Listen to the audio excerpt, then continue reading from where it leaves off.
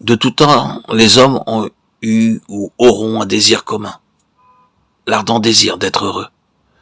Ils reçoivent favorablement tout ce qui leur procure du plaisir et délaissent ce qui, par contre, les rend tristes. Mais comment se fait-il que cette quête du bonheur n'ait jamais pu aboutir? C'est parce que, pour être heureux, il y a une condition.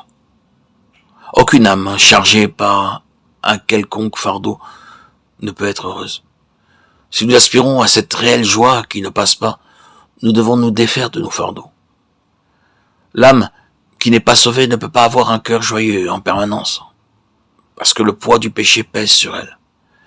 Mais celui qui est allé vers Christ et qui a reçu le pardon et la purification de ses péchés, pourquoi ne fit-il pas l'expérience constante de cette vie si heureuse à laquelle il s'attendait? Pourquoi est-il si souvent déçu? Parce que, quoiqu'il ait déposé le fardeau de son péché au pied de la croix, il n'a pas appris à rejeter tous ses fardeaux sur le Seigneur, et les fardeaux au quotidien pèsent sur lui et chassent la joie dans sa vie.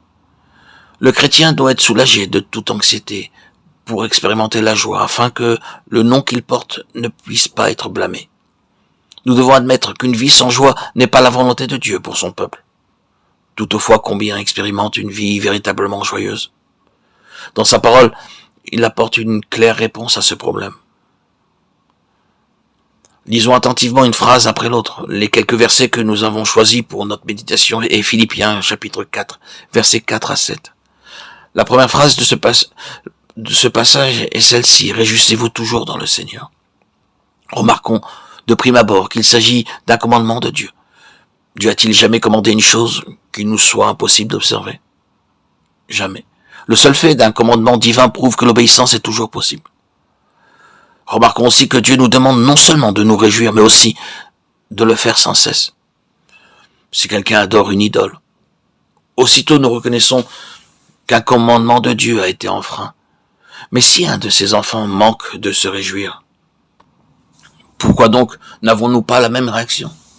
Car cela est également une enfreinte à l'un de ses commandements, puisque Dieu veut que nous soyons toujours dans la joie. Tout ce qui porte atteinte à son commandement est une désobéissance manifeste, et nous devons honnêtement le reconnaître. Nous pouvons bien sûr nous dire que la joie n'est pas une chose qui puisse se commander. Si nous sommes misérables, nous ne pouvons pas nous forcer nous-mêmes à nous réjouir. Non, nous ne pouvons pas produire la joie, mais nous pouvons cependant trouver beaucoup de raisons d'être misérables. Une mauvaise santé, des enfants réfractaires, des pressions dans le travail. Et nous pouvons protester qu'il n'est pas raisonnable de demander à quelqu'un comme nous, qui a beaucoup de difficultés, de se réjouir.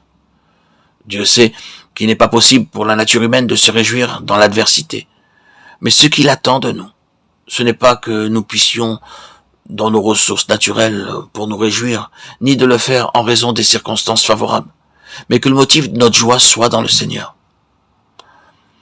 Lorsque toutes nos situations sont cause de peine, nous pouvons cependant être heureux et libérés de tout souci, parce que notre joie ne se fonde pas sur les circonstances fluctuantes, mais qu'elle a sa source en celui qui nous aime, et qui est aussi l'objet de notre amour.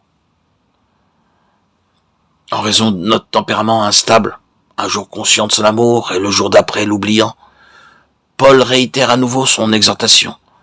Je le répète, réjouissez-vous. Dieu doit avoir un peuple joyeux. C'est pourquoi il accompagne sa parole d'un commandement et qu'il insiste aussi sur une constante obéissance.